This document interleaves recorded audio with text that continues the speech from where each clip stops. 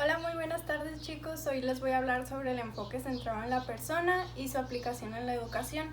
El enfoque centrado en la persona se desarrolla inicialmente en la psicología clínica. Con el paso del tiempo, Rogers fue ampliando sus campos de acción, incursionando en áreas como las organizaciones, psicología social, la educación, entre otras. Rogers siempre consideró el aspecto positivo de la persona.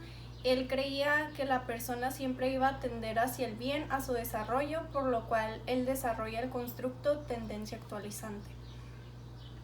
Bueno, a la par maneja otro constructo que es la organicidad, el cual se relaciona con el nivel de la experiencia, la percepción que tiene la persona de un hecho. Con todo lo anterior podemos hablar de la tesis central del ESP, la cual, de acuerdo con Rogers, describe que los individuos tienen dentro de sí vastos recursos de autocomprensión y para la alteración de los conceptos propios, actitudes básicas y conducta autodirigida. Estos recursos son susceptibles de ser alcanzados si se logra crear un clima definible de actitudes psicológicas facilitadoras. Todo lo antes mencionado se puede lograr mediante la relación de ayuda, la cual es el método que Rogers va a utilizar en los diferentes ámbitos para apoyar a los individuos en su proceso de convertirse en persona, y esta relación presenta las siguientes condiciones. 1. Dos personas están en contacto psicológico. 2. La primera, a quien llamamos paciente, se halla en un estado de incongruencia, siendo vulnerable o ansioso. 3. La segunda persona, a quien llamaremos terapeuta, es congruente o integrado en la relación. 4. El terapeuta experimenta un aprecio positivo incondicional por el paciente. 5. El terapeuta experimenta una comprensión empática del marco de referencia interno del paciente y se esfuerza por comunicar a este tal experiencia. 6. La comunicación al paciente de la comprensión empática y el aprecio positivo incondicional del terapeuta se logra en un grado mínimo. Una condición para que la relación se dé, se requiere que el terapeuta o facilitador se encuentre en un nivel de madurez psicoafectiva más favorable que el de su paciente y presente las tres habilidades básicas, la primera es la congruencia, hacer lo que se dice. La segunda es la empatía, coloquialmente es conocida como el ponerse en los zapatos de otro, pero en esa definición no se menciona el punto más importante para Rogers, que es como si fuera la otra persona. Debemos poder experimentar la situación sin dejarnos llevar por ella. La tercera condición es aceptar la aceptación positiva incondicional, la cual nos sugiere que podemos ver al otro sin juzgarlo. En el proceso de aplicación del enfoque en la educación, Rogers fue planteando algunas hipótesis o formulaciones de forma empírica, las cuales algunas de ellas son: no podemos enseñarle a otra persona directamente, solo podemos facilitar su aprendizaje. La segunda es: una persona aprende significativamente solo aquellas cosas que percibe como vinculadas con la supervivencia o desarrollo de la estructura de sí mismo. La tercera es: tendemos a resistir a la experiencia que al ser asimilada implicaría un cambio en la organización de sí mismo a través de la negación o de la distorsión de la simbolización. Las cuales podríamos resumir que el docente solo va a ser un facilitador de procesos siempre cuando el otro, o sea el estudiante, quiera aprender, ya que solo él es quien aprenderá. El docente solo le puede mostrar el camino a seguir, pero quien lo tiene que recorrer es él. Cuando consideramos que un conocimiento es relevante para nosotros, se nos facilitará su aprendizaje, y que mientras menos relevante lo percibamos, más trabajo nos costará adquirirlo. Según Weinstein, en 1975, las 5 características más importantes de la educación humanística son: 1. Las necesidades de los individuos a las que se atiende la educación humanística constituyen las fuentes de datos básicos para la toma de decisiones. 2. La educación humanística incrementa las opciones del alumno. 3. Se concede el conocimiento personal al menos tanta prioridad como al conocimiento público. 4. El desarrollo de cada individuo no se fomenta en detrimento del desarrollo de otro individuo. Y 5. Todos los elementos del programa contribuyen a crear un sentido de relevancia, valor y merecimiento de cada persona implicada. Seguimos con Sebastián, que comenta sobre la enseñanza centrada en la persona, que Rogers distingue entre 2 modelos de educación, que es el autoritario, que es la educación tradicional, y el democrático, el que se enfocaría en el segundo, siendo el aspecto principal el otorgar la responsabilidad de la educación al propio estudiante. Siendo usados los mismos constructos de la teoría rogeriana, tendencia actualizante, la generación de ambientes propicios para el aprendizaje, la revelación de ayuda con sus 3 actitudes, que son la congruencia, empatía y aceptación positiva e incondicional. Rogers escribió un libro basado en la libertad de la educación en 1969, el cual fue revisado y reeditado en 1983.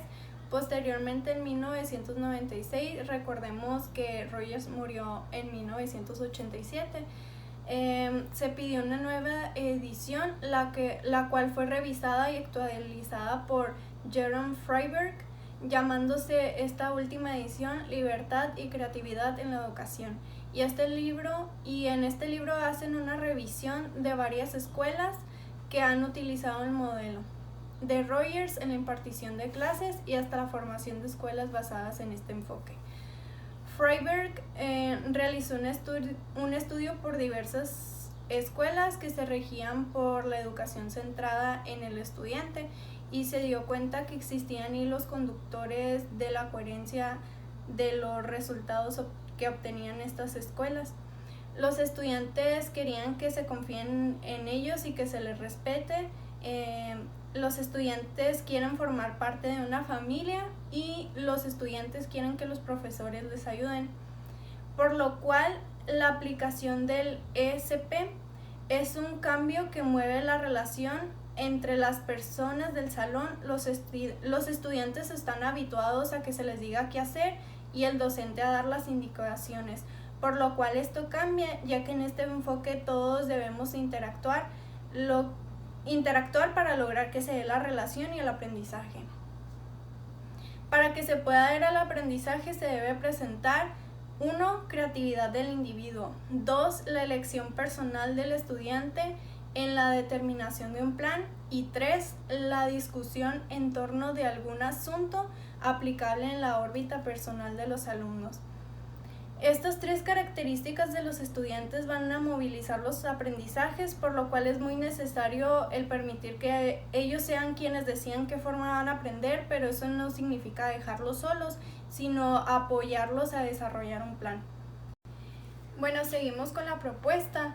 Es un aspecto importante a considerar, es lo que el mismo Rogers comentaba, que su enfoque solo se iba a poder aplicar del mando opuesto, de donde surge el interés hacia puestos o mandos horizontales descendientes a este.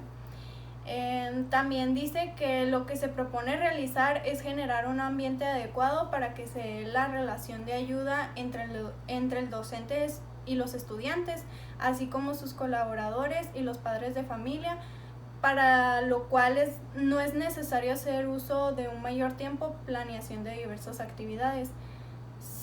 Seguimos con la congruencia. Esta es en el trato directo con padres de familia y otros docentes. Puede resultar difícil para el docente mostrarse genuinamente.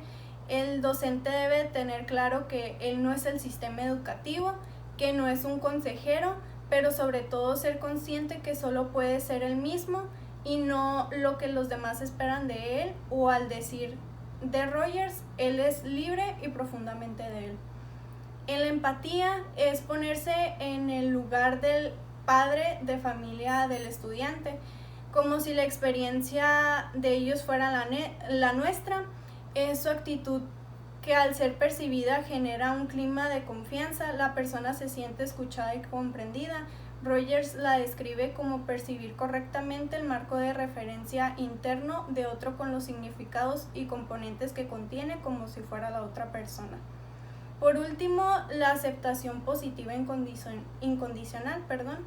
La expresión de sentimientos por parte de los padres resulta un punto importante de valorar desde la primera entrevista. El docente debe comprender que estos sentimientos necesitan salir y ser escuchados, lo que implica que necesariamente no sean ciertos o falsos. Rogers menciona que al percibirse así mismo como receptor de consideración positiva es sentir que uno modifica positivamente el campo experiencial de otro.